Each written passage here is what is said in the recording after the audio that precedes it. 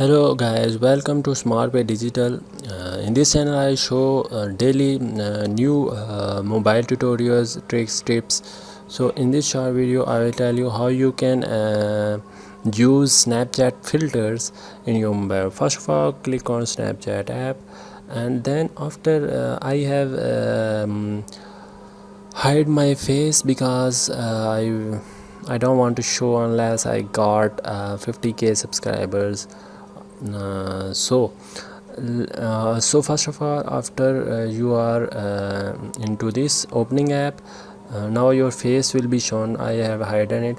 So first of all, you click anywhere on your screen, and your filters will open up. Now if you change any filter, it will be changed. For example, I rotate my camera, so here you can see that it says find a face. So that's our tutorial. Thanks for watching. Subscribe my channel.